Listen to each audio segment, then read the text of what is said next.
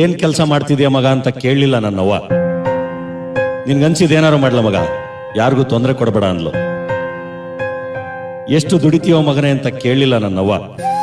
ಸಂಜೆ ಮನೆಗೆ ಬಂದ ಕೈ ತುತ್ತಾಕಿ ಸುಸ್ತಾಗಿರ್ತೀಯ ಉಂಡು ಮಂಕಳ್ಳ ಮಗ ಅಂದ್ಲು. ನಂಗೇನ್ ಮಾಡ್ದೆ ಮಗ ಅಂತ ಕೇಳಲಿಲ್ಲ ನನ್ನವ್ವ.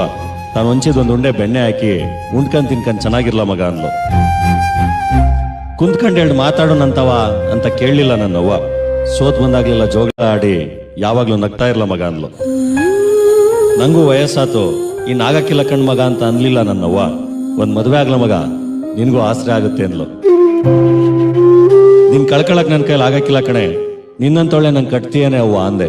ಮುಖಂಡ್ ಸುಮ್ಕಿರ್ಲ ಮಗ, ಅಂತವಳನೆ ಕಟ್ತೀನಿ, ಜೊತೆಗೆ ನಾನು ಮಗಳಾಗುಟ್ಟಿ ನಿನ್ನ ಹಿಂಗೆ ನೋಡ್ಕಂತೀನಿ ಅಂದ್ಲು ನನ್ನವ್ವ. ಇವರು ನಮ್ಮಮ್ಮ ಸೂಪರ್ ಸ್ಟಾರ್ ಸಾವಿತ್ರಮ್ಮ.